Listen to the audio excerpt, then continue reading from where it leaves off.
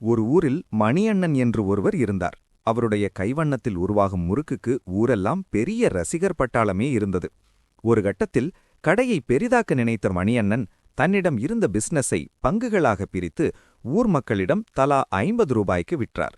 நீங்களும் அவர் பிசினஸ் மீது நம்பிக்கை வைத்து 1000 பங்குகளை 50,000 ரூபாய் கொடுத்து வாங்குகிறீர்கள் என வைத்துக் கொள்வோம். நாட்கள் நகர்ந்தன. மணியண்ணனின் பிசினஸ் சக்கை போடு போட்டது. கோயம்புத்தூர், சென்னை என கிளைகள் முளைத்தன. மெகா முறுக்கு இப்போது பெரிய பிராண்ட். இதை பார்த்த மற்றவர்கள் நானும் இந்த முறுக்கு கடையில் பண்டுதாரராகணும் என ஆசைப்பட்டார்கள். ஆனால் உங்களைப் போலவே வாங்கியவர்கள் யாரும் தங்கள் பங்குகளை விற்க தயாராக இல்லை. டிமாண்ட் எகிரியதால் நீங்கள் 50 ரூபாய்க்கு வாங்கிய ஒரு பங்கு இப்போது 150 ரூபாய்க்கு விலை போனது. அடடே, நாம் எந்த வேலையும் செய்யல, ஆனா நம்ம பணம் 3 மடங்கா ஆகிடுச்சே என நீங்கள் ஆச்சரியப்படுகிறீர்கள். பங்குச்சந்தையில் இதற்கு பெயர்தான் மூலதன உயர்வு, கேபிட்டல் அப்ரிசியேஷன். ஆனாலும் நீங்கள் அந்த பங்குகளை விற்கவில்லை. ஒரு வருடம் ஓடிவிட்டது. மணியண்ணன் கணக்கு வழக்குகளை பார்க்கிறார். எல்லா செலவும் போக 1 கோடி ரூபாய் லாபம் நிற்கிறது. இந்த லாபம் எனக்கு மட்டும் சொந்தமில்லை, என்னை நம்பி முதலீடு செய்த மக்களுக்கும் சேர வேண்டும் என நினைத்தவர் ஒரு பங்குக்கு 2 ரூபாய் லாப பங்காக தருகிறேன் என அறிவிக்கிறார். உங்களிடம் 1000 பங்குகள் இருப்பதால் நீங்கள் வீட்டின் சோஃபாவில் அமர்ந்திருக்கும் போதே உங்கள் வங்கிக் கணக்கிற்கு 2000 ரூபாய் வந்து சேர்கிறது. உழைக்காமலே வரும் இந்த ஊதியத்தின் பெயர்தான் லாப பங்கு, டிவிடெண்ட். இப்போது பிசினஸ் அசுர வளர்ச்சியடைகிறது. கம்பெனியில் ஏகப்பட்ட உபரி பணம் சேர்ந்துவிட்டது.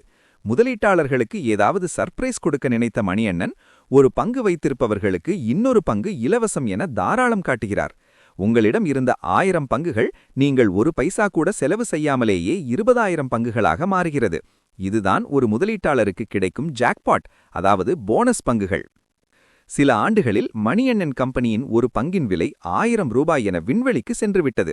புதிதாக முதலீடு செய்ய வரும் சாதாரண மக்களுக்கு இது பெரும் சுமை. இதை பார்த்த மணியண்ணன் விலையை குறைப்போம், அதே சமயம் பங்குகளின் எண்ணிக்கையை அதிகரிப்போம் என முடிவெடுக்கிறார். ஒரு 1000 ரூபாய் மதிப்புள்ள பங்கினை உடைத்து தலா 100 ரூபாய் மதிப்புள்ள 10 பங்குகளாக மாற்றுகிறார். இப்போது உங்களிடம் இருந்த 20,000 பங்குகள் 20,000 பங்குகளாக மாறும். மதிப்பு மாறவில்லையே, இதில் எனக்கு என்ன லாபம் என நீங்கள் நினைக்கலாம். லாபம் அங்கேதான் இருக்கிறது. விலை 100 ரூபாயாக குறைந்ததால் நிறைய பேர் முண்டியடித்துக் கொண்டு பங்குகளை வாங்க வருவார்கள்.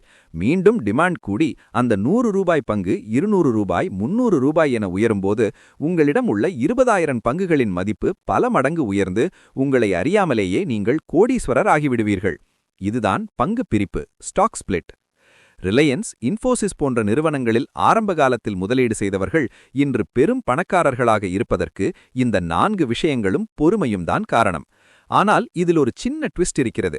மணியண்ணன் முறுக்கின் தரம் குறைந்தால் மக்கள் வாங்குவதை நிறுத்துவார்கள், கம்பெனி நஷ்டமடையும். அப்போது இவை எதுவுமே நடக்காது. அதனால் நல்ல பிசினஸை தேடி கண்டுபிடிப்பதுதான் ஒரு புத்திசாலி முதலீட்டாளரின் முதல் வேலை.